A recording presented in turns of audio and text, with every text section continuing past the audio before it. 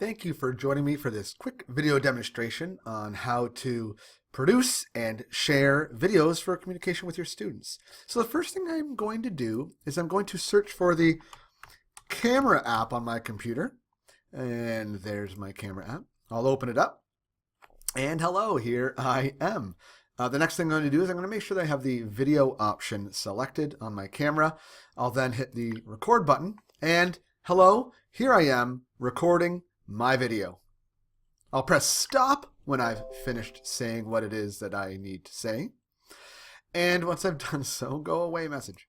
Once I've done so, I can actually close the camera. Unless I'm planning to reuse it, then I might minimize it. But I'm done with it for the moment, so I'm closing it.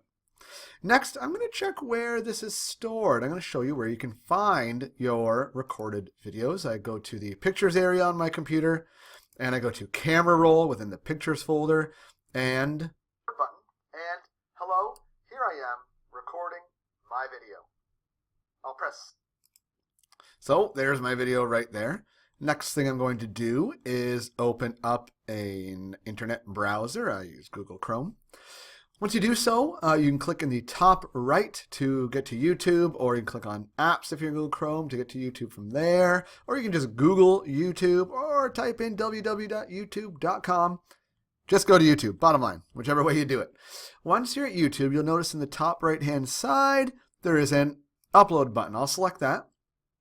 And what I'm going to be doing here is I can either click on here. It will open up a box for me to search and find my file for adding on, or alternatively, closing that, I could click and drag it directly from the folder. Both ways work. For the privacy settings, I'm going to change it from public to unlisted so that people can still see this video if I intentionally share it with them. However, it won't come up in general searches. I can change the title of my video here, add a description, tags, change the thumbnail, upload a custom thumbnail, whatever I prefer. When you're all done changing the various settings that you can change here, you'll select Done. Once you've done so, you can see here's a web address for your video, but we're not going to share it by web address. We're going to just take it one step further and actually embed the video. I select Embed. Then I press Control-C on my keyboard for copy, or I could right-click Copy with my mouse. I recommend getting used to the hotkeys. Control-C. Copy that embed code. Then what I'm going to do is in a new tab, I'm going to go to Sakai. Here I am in Sakai. And I'm going to go to my course section site that I want to share the video in. I'm going to use this Cognition site. Oops, there's already a video there, as you see. I'm just going to delete the old one as if I didn't do this. Okay. So here I am on the Sakai site that I want to add my video to. Let's say I want to add it to my home page. The first thing I'll do is I will edit this home page. Once I do, here's the editing box, that you can see has popped up. Now, an important feature is that right now it's in composition mode, which lets me format and add text for reading. What I want to let it know is you can see there's a little source button in the top left here. I'm going to click on that source, and you'll notice that it's changed to computer language gobbledygook. What that means is that we're looking at functional text now, HTML text. It's at this point that I'm going to paste the embed code that I copied previously from YouTube into the text box. There it is. And at this point in time, I'm going to click on Update Options. And you see here's my embedded video. Now, it overlaps with another section of my page. No problem. Easy fix. Let me show you how.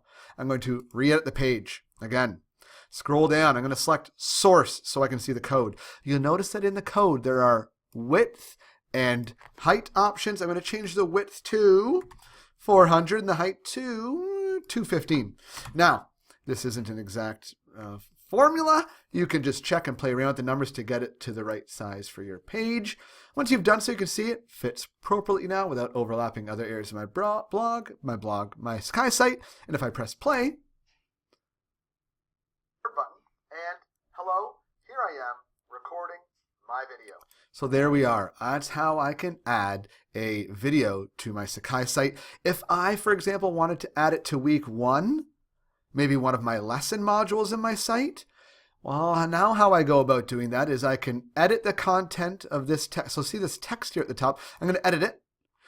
And I'm going to select again, just like on the homepage, select source. I'm going to let it know, hey, here is some functional code.